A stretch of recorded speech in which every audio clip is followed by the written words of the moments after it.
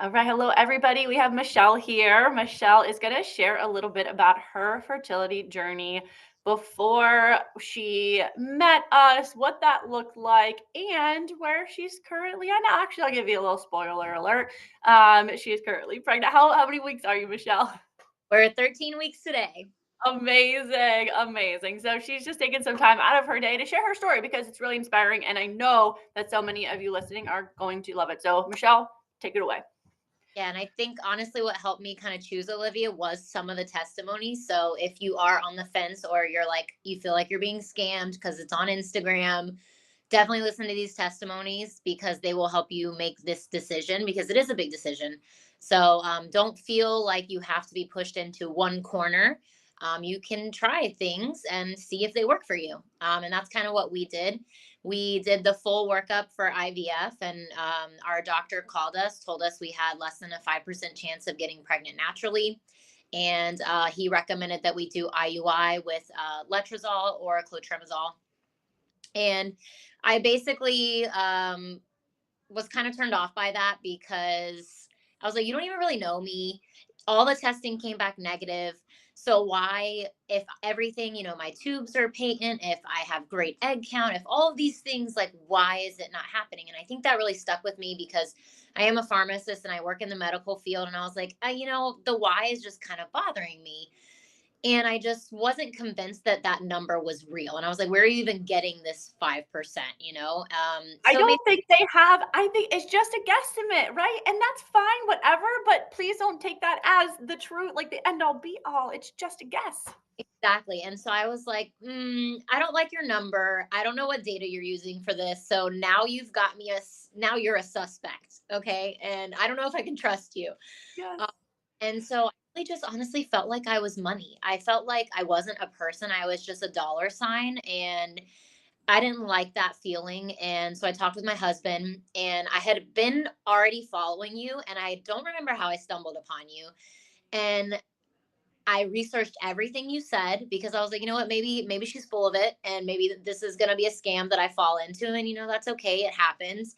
But everything checked out. I even researched the Dutch test before even meeting with you, and I was like, okay, like if she knows how to read these, like she knows what she's talking about. And we met with our one-on-one, and then I was like, I'm not sure, let me talk to my husband. And then I talked to my husband and I was like, what do you think, babe? Like, it is a significant chunk of change because I am blessed that IVF is covered by my insurance. So I will say I know that is a big thing for a lot of people. So that financially, it wasn't as much of a concern. And I was like, do you think we can spend this money? Because I really don't.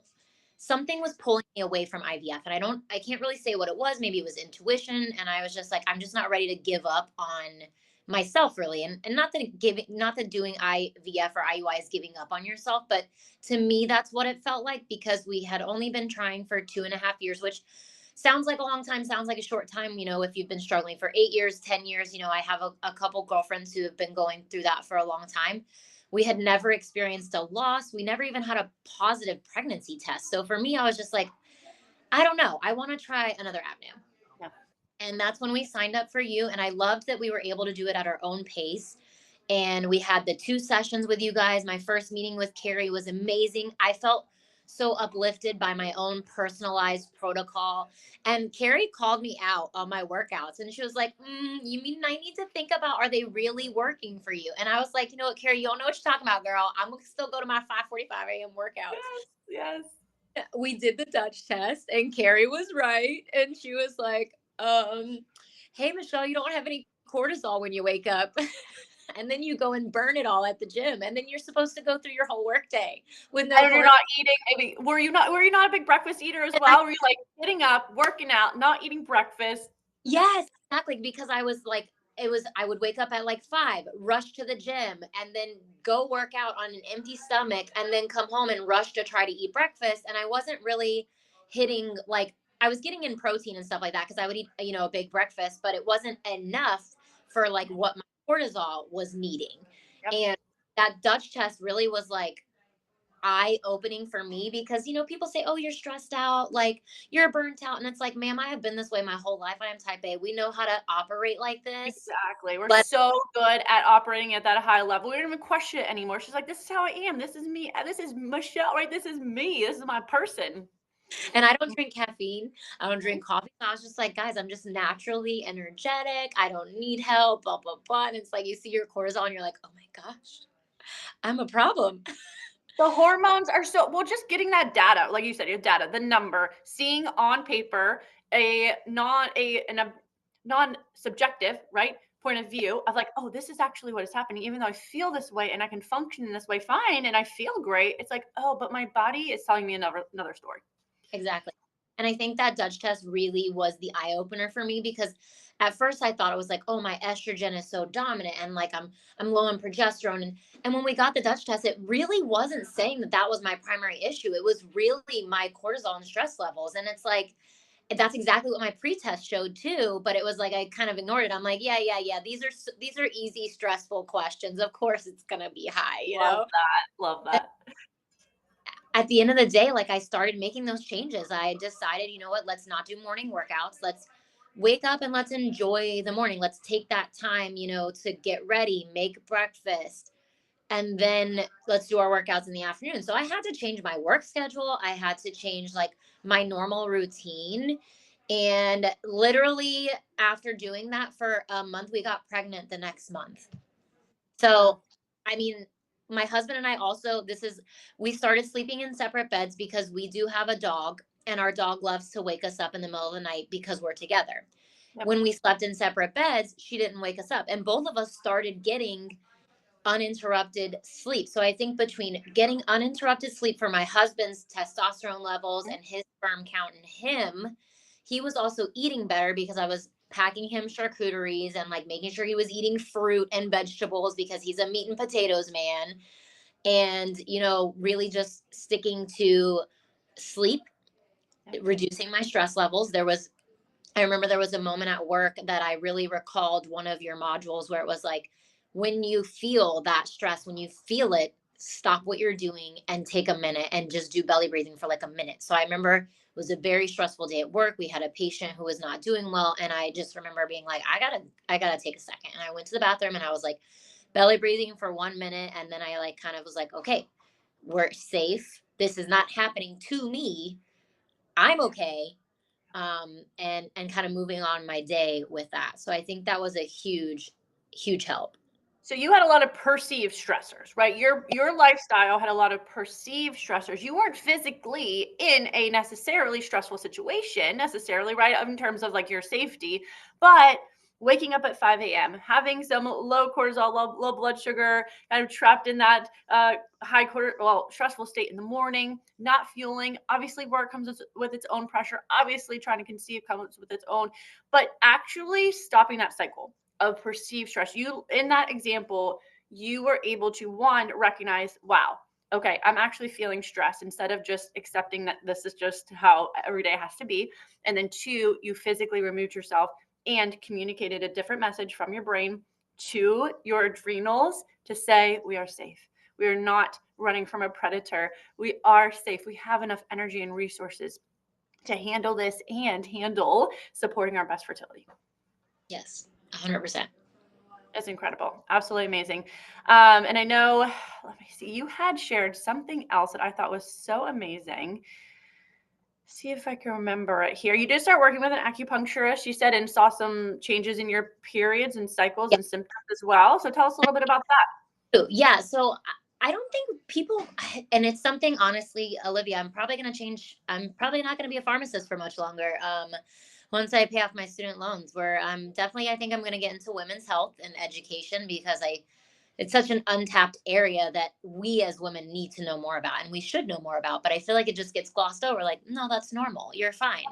And my periods weren't normal. Like I thought they were because like they come every month, they're around the same time, but the consistency was not normal. And I didn't understand that until I went and met with the acupuncturist and he was like, you basically he's like think of your uterus as soil. He was like, "Do you think a baby or a plant wants to go to soil that is bad? No, nothing will grow there."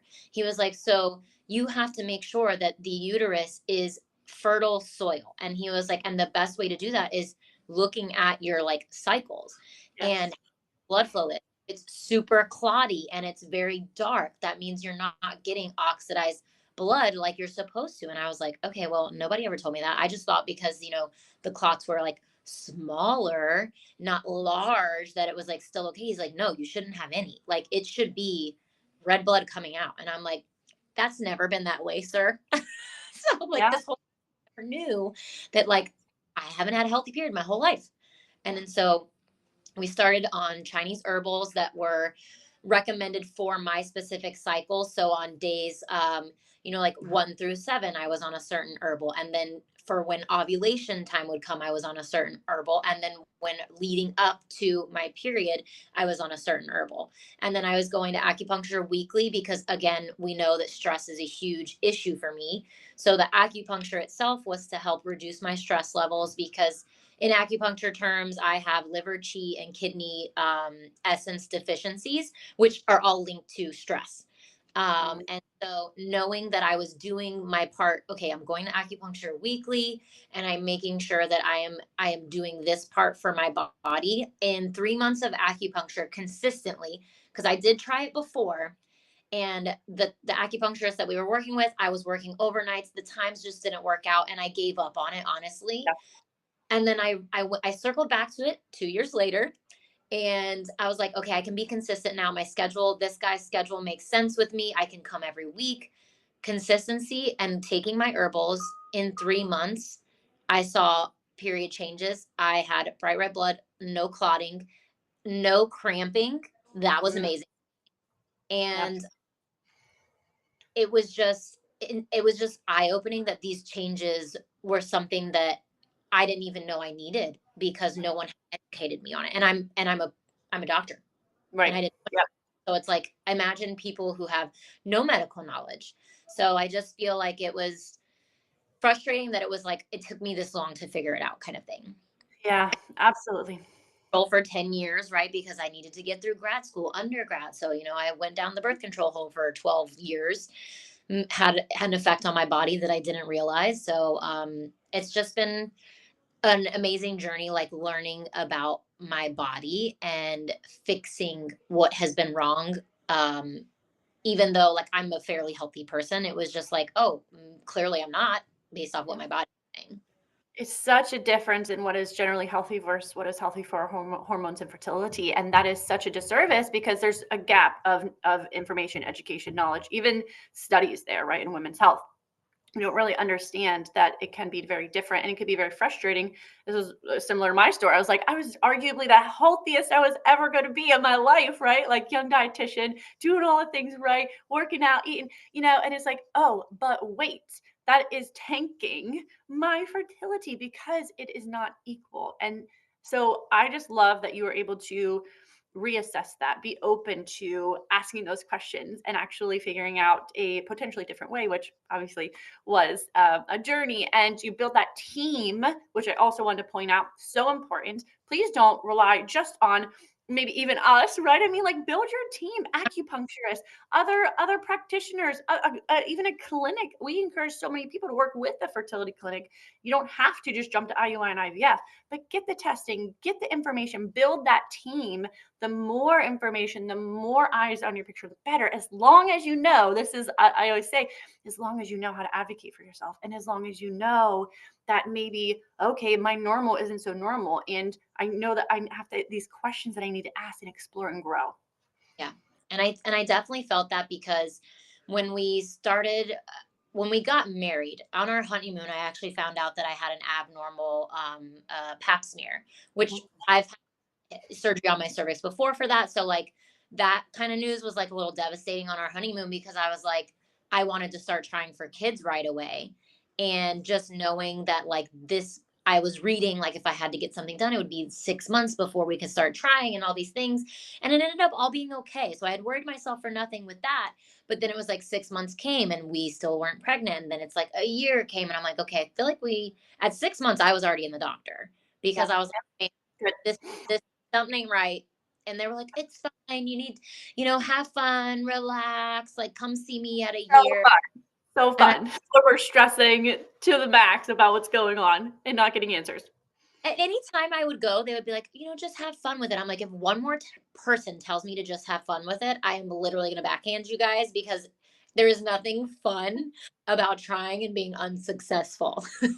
Yep, yep, it's so true. That's almost as bad as, I don't know what's worse. Just stop stressing or just go have fun. Anything that starts with just is, it's gonna, yeah, not good, not good. Uh, So that was one of the things where I was just like, are you kidding me? Like, yeah, yeah. just have fun. And then so the year came, and that's when I advocated for all the Mhm. testing for myself. And then even when I met with you, and there was a couple labs that we didn't have, and I was like, you know what? Don't worry about it. And I met with my PCP, and I was like, look, I need these labs. And they were like, well, I don't really. I was like, ma'am, you're gonna send these labs because I need them and I want to get pregnant. And I am working with a functional fertility doctor and I have insurance and I would like for my insurance to cover it. And she was like, well, I don't know if they're going to cover it. I was like, let me deal with that bill when it gets here and I will Love personally call the insurance company and deal with them. But I just need you to order it. I love that, knocking down barriers, because there are so many that are put in our way. And if we just kind of take that for face value, you're like, oh, okay, well, I came across an obstacle. Well, we're not going to get answers. And it does take this. I mean, this gets into the deep of, like, women not being able to ever advocate for ourselves and why that is. We talk about this in our cohort. But yeah, just being able to, I mean, your doctor works for you. Yeah, Without you, they would not have a job. exactly. So, yeah, I just love that, and I know that's gonna inspire so many women. So, I mean, all right, let me get this straight. So 2.5 years was it you were trying to conceive, right? 2.5? 2.5, 5% chance, wherever that come from, of getting pregnant naturally. And then with your journey, all the things we've talked about, getting the right testing, advocating for yourself, making the changes, you are officially on your way. So, my goodness, it's just so beautiful, Michelle, and so powerful, because I love hearing stories, not of just the individuality and like the everybody's differences in getting to their big fat positive, but the stress piece in itself, the way that you handled that and the way that you just freaking took that by the horns and were just reevaluated what stress meant in your life, and really, I mean, just brought that into your work environment, brought that into your home environment and the changes there. I think you just owned that, and clearly And was a big support for you. and for me, honestly, I was very open about my infertility journey with everyone. So like everyone at work knew. And when I told them I was changing my schedule, I have one specific doctor who she has two kids. And she literally one time she looked at she was like, ma'am, it is 3:30. You're supposed to be going home. And I was Love. like, you're right. You're right. And so like I had people who also were helping me be accountable for like managing my stress at work too. And like reminding me like, hey, this is what you want. Like remind yourself like you need to step back and stuff like that. So it's been a super helpful journey. And because of that, like everyone now that knows that I'm pregnant, they're like, can you send me the lady's info that you worked with? Aw. Because in healthcare, there's not a study of it, but I can guarantee you that women in healthcare have higher infertility rates than a lot of people elsewhere Oh, because yeah. and, and the stress and stuff like that. So Yep. um it's an exciting time and honestly just find you a team and Olivia has a great to work with you and they're very knowledgeable and they're here for you. Thank you, Michelle. That means so much to, obviously, just to hear that. But I know for myself, but I know everybody listening to this is just going to get such tremendous value and insight and encouragement in this. So thank you for your time and for taking some moments to share, and or just congratulations. So excited for you, and best of Oh, luck to and everything you got. What's it? What do you say? girl. It's a girl. Yes, it is a girl. And oh my gosh, think of whenever, I don't know, obviously our future children, right? We need to do better in educating them about their bodies and their health and advocating for that and being proactive. But especially when it's a little girl, I'm just like, oh my God, like with my daughter, like I just can't wait to bring this education and like empowerment to Oh, her straight up, rather than having her have to like unlearn and relearn and backtrack and learn this when she's a full-blown adult, having health issues or fertility issues. I'm like, from day one. that's So, right. yeah, really beautiful. So congratulations, Michelle. Thank you so much. Thank you, Olivia. All right, let me stop it here.